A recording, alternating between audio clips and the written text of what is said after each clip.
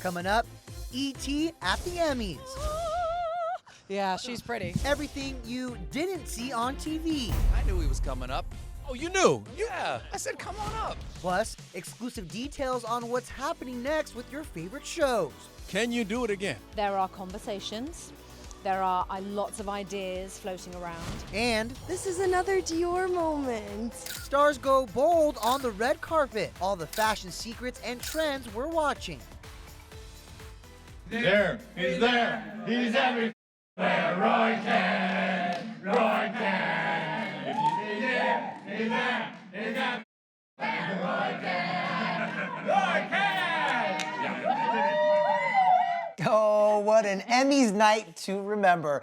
Welcome to ET Live, the download, everybody. The 2021 Emmy Awards brought out the stars, but not all of the best moments made it to TV. That moment with the Ted Lasso cast is just one of the things our cameras captured behind the scenes. Heading into Sunday's Emmys, Ted Lasso already had 3 Creative Arts Emmys under their belts, and their wins, y'all, just kept rolling in. It was like goal after goal after goal. Get it? Soccer pun. Okay, the Feel Good Show and its cast earned 4 Emmy statues on Sunday, including the honor for Outstanding Comedy Series, edging out the show Hacks for a grand total of 7 Emmy Awards out of the 20 it was nominated for, which, by the way, marks the most of any comedy series. Fans like cast couldn't have been happier for the show's creator and star Jason Sudeikis, who won his first Emmy ever, and in the lead actor category, no less. He was the favorite to win after taking home a Golden Globe for the role earlier this year.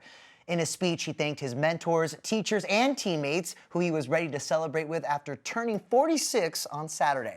Here's what he told ET's Nichelle Turner and Kevin Frazier after accepting this award. It's not bad. I mean, it's not bad. Normally the best gifts are the ones that you get from people you love. Well, I would put it like, 7th all-time greatest birthday gift. We got to keep things safe and keep things, want to lead a little bit by example, but I know we're all staying in the same hotel, so might get The turn-up will be real. Yes. They'll buy out the bar. Yeah, exactly. Yeah, cash bar. Cash bar, I love it. Jason's castmates, first-time Emmy winners Hannah Waddingham and Brett Goldstein, they came out ready to celebrate too. The 2 stars took home the trophies for supporting actor and actress in a comedy series, and they talked to Kevin and Nichelle about how close the cast really is. Look at these 2 holding hands, walking down the carpet with their Emmys. I mean, That's nice. yeah, well, we're pals. We all are. Yeah. We all are. We dig each other. It's really, really nauseating. Hannah said it was alcohol this evening, so what about what for we're going to do? And I was like, alcohol. Yeah, we are singing from the musical Alcohol. The musical like gin and tequila. Yeah. Gin and it's juice. on. Yeah. Oh, we've been abstaining, and now it's just on. Yeah. Go get it in. Hannah, who talked about being a single mother during her acceptance speech, also told ET that she plans to keep her trophy in her daughter's room so that her daughter knows her mom only leaves her for work. That'll be worth it.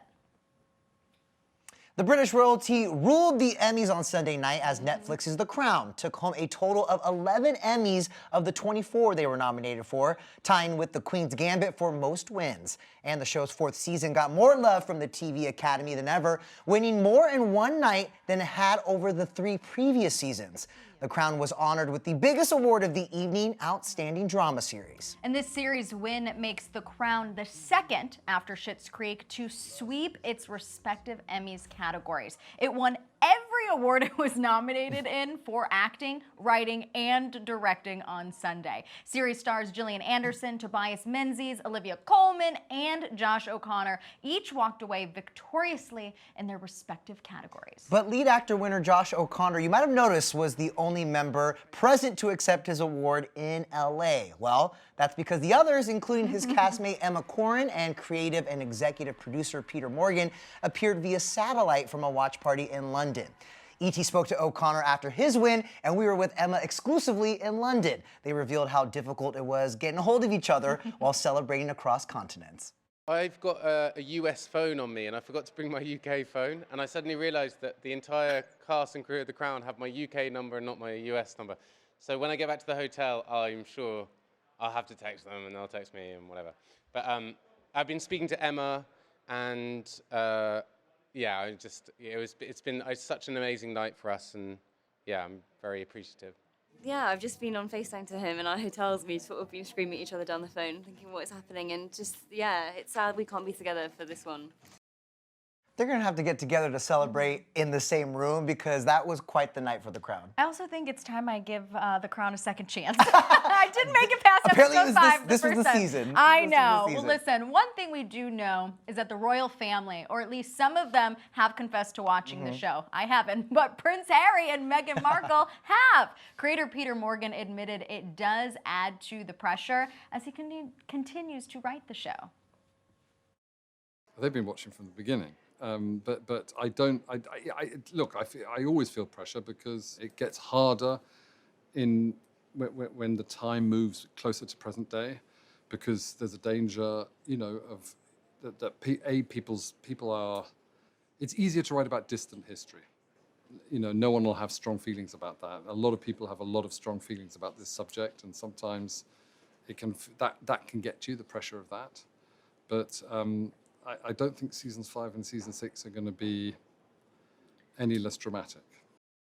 It's not an award show without some criticism over who won and who didn't. Joining us now to break down the Emmys backlash and a few bright spots of the night is Variety senior correspondent Elizabeth Wagmeister. Hi, Lizzie, how you doing? Hi, doing well. So good to see you both. So good to see you. We have a lot to get to, so let's jump right in. No actors of color won last night. How much did that surprise you given the strong performances and also the record number of nominations this year?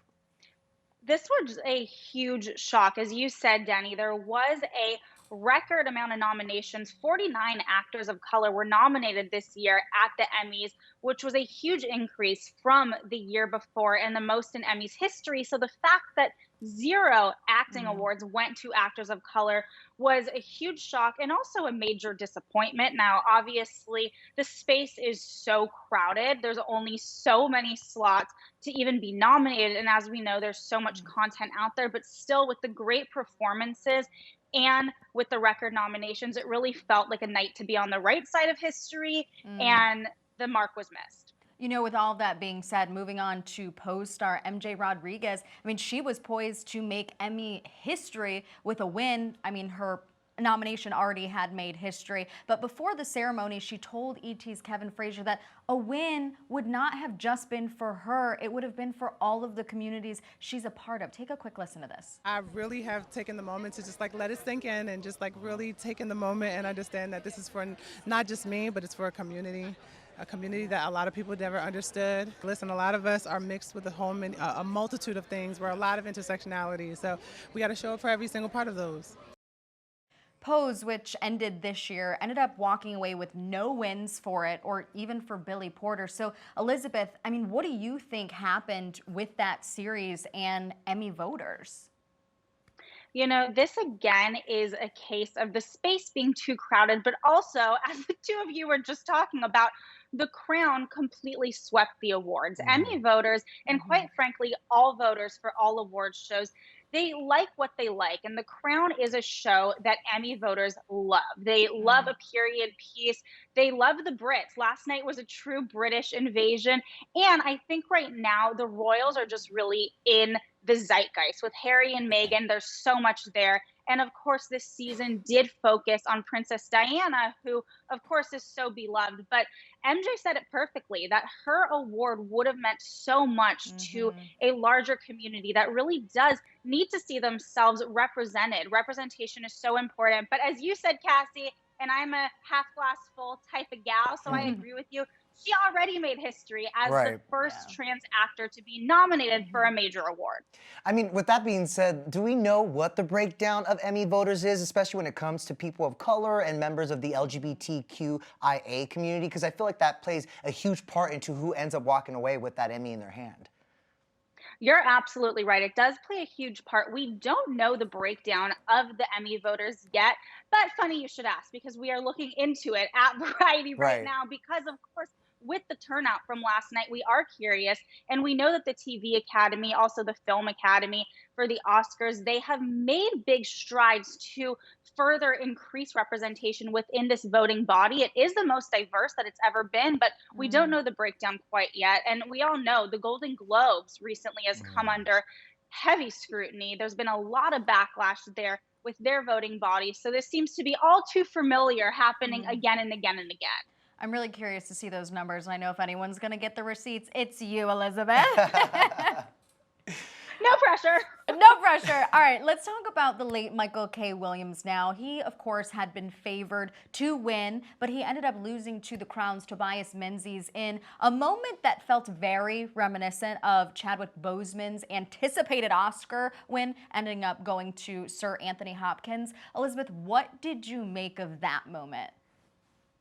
To me, this was the biggest shocker and the biggest snub of the night. Now, anytime we talk about snubs, it goes without being said, everybody is deserving. If you are nominated for an Emmy, you're talented. This is not to be shady towards Tobias Menzies, but Michael K. Williams, even when he was alive, people said, why has this man not won an Oscar? An Emmy and an Oscar for that matter. Right. Michael K. Williams, this was his 5th nomination. Of course, it is the last time that he could be nominated. And this isn't just, an Emmy that could have been awarded to him because he did pass too soon. He truly deserved it. Such a great character actor. And you're absolutely right. This moment was very reminiscent, almost in a creepy way, of the Oscars, where not only did someone win who wasn't supposed to win, but they weren't even there. And I think Kerry Washington, her reaction kind of spoke volumes. I think that she was just as shocked as everybody at home. Now, there were a few bright spots which we want to highlight here. I mean, first of all, how epic was Michaela Coel's historic win for writing in a limited series for I May Destroy You? And also, Elizabeth, what kind of impact could it have moving forward? This is huge, and this was a major moment of the night, and I'm so glad that you asked about it because Michaela Coel deserves to be applauded, celebrated, and spoken about. She was snubbed by the Golden Globes. She got 0 nominations. That was a huge talking point. She's the creator of I May Destroy You, and last night when she won for writing for a limited series, she became the first Black woman to ever win in that category. When she gave her acceptance speech, she dedicated it to all survivors of sexual assault. And that is huge. The impact that that has for people watching at home to say, this story reminded me of my own life. And now we see her up there having her moment. It's just absolutely major. And again, representation really does matter for every single community. And seeing Michaela Coel win, with there being no actors of color winning, this was just such a major bright spot of the night. And that Emmy is a bright accessory to go with that amazing Emmys look. And that bright look that she was rocking. Incredible. Right. Oh my gosh. She looks amazing. Exactly. Elizabeth Wagmeister with Variety, thank you so much for being here and for all of that insight. Now go get some rest. I know it was a late night. You too. Thank you. Since we're talking all things Emmys, let's take a minute to break down some of the tea from the Emmys Cup that runneth over. First, Conan O'Brien's appearance. Although he didn't take home an Emmy award of his own on Sunday, Conan definitely made headlines for this moment when he ran on stage with one of the night's actual winners, Stephen Colbert. Watch. These people behind me are absolutely, most of the people behind me really deserve this Emmy. So basically, Conan went viral for trolling the Emmys, before he made a few other scenes, actually. Case in point, standing before they announced Debbie Allen as the Governor's Award winner and looking sad when John Oliver won. We're not exactly sure whether it was a bit, but when E.T. spoke with Stephen Colbert in the press room after his big win for Outstanding Live Variety Special, he told us this. I said, why don't you come on stage with us if we win? And he goes, really? And I said, yeah. And he goes, okay, if you change your mind, let me know. And he just came up. We love Conan. We're honored to be super fans of Conan O'Brien. As Sophie Turner says, and that's the tea. We love the inside scoop, and we've actually got some more answers for all of you Mayor of Easttown fans out there on whether the limited series will expand into a season 2. This from Mayor herself, Kate Winslet. Take a listen. There are. The truth is, I don't know. Honestly, I don't know. There are conversations. There are lots of ideas floating around, but I think until there's a script that we can all look at and take a view of, is it another story worth telling or not, then we don't know. Kate also revealed she'd have to think about it before taking on the role of Mayor again, as she had to take a year off and do some therapy, and I understand why. It was an intense role. To embody that character and all of it. But of course, she was so good in it. So I here's mean, hoping. Rose Duplicator can't Right. do anything wrong. Exactly. Love that. Well, listen, on a lighter note, we got an update on the next season of Saturday Night Live and who's coming back for the 47th season of the show. We talked to funny man Kenan Thompson on the carpet, who confirmed he'll be coming back for the new season, which starts October 2nd. But when E.T. asked longtime cast member Cecily Strong whether she'd be coming back for the 47th season, this is what she had to say. Yes. Lots of speculation. Will you be back? Listen, what are we? We're still figuring it out. Whoa. What does that mean? Well, it means I'm thinking it will probably happen, but it's still, and nothing's for sure. SNL creator Lorne Michaels spoke with reporters in the press room after winning for Outstanding Variety Sketch Series when he surprised fans with who he's excited to see on the next season and revealed announcements regarding the cast, and saying that the announcement of the cast will happen this week. Jason Sudeikis just won and took the stage, thanked you, but realized you weren't there because you're here talking with us right now. But he so did not what's know your that. message to Jason? I was so happy for Jason, and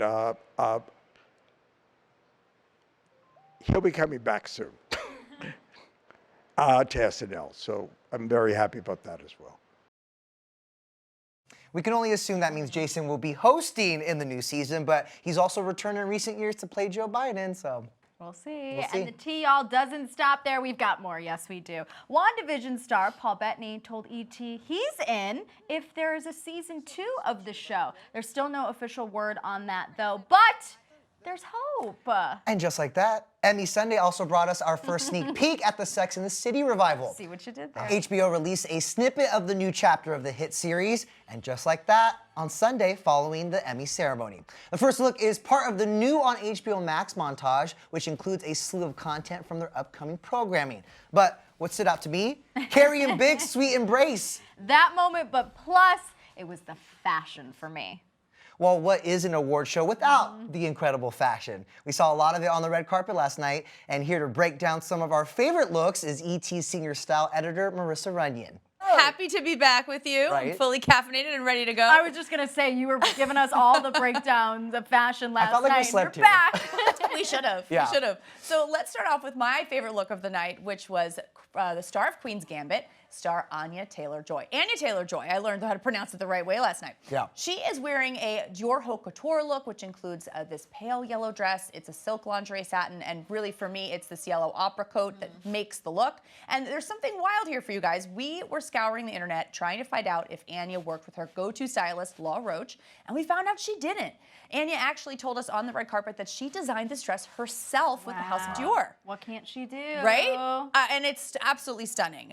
One of my favorite details of this look is the jewelry. All the jewelry is from Tiffany & Company. And down her back, she's wearing 2 Elsa Peretti Diamond by the Yard necklaces. I really think this is just like, mwah, chef's kiss to this accessorizing. She's on her way to becoming the biggest fashion star to hit these red carpets. And the fact that she designed it herself, Plus amazing. the glam, it was just like It was the perfect trifecta. Stunning. It was just amazing. And Anya actually switched things up for the after party, but she stuck with this yellow theme. It was another look by Dior Haute Couture. It was a lingerie set in the same silk satin as her gown, and she actually capped it off with a little cape and a mask, obviously, COVID safe. Okay, well, speaking of superheroes with that cape, let's talk about Elizabeth Olsen. She's a vision. See what I did there? And a secret about her gown, she's keeping it all in the family, right, Marissa? Yes. Yeah. So this is a gown, a beautiful minimalist gown, designed by The Row, which is the fashion line created by Elizabeth's sisters, Mary Kate and Ashley Olsen.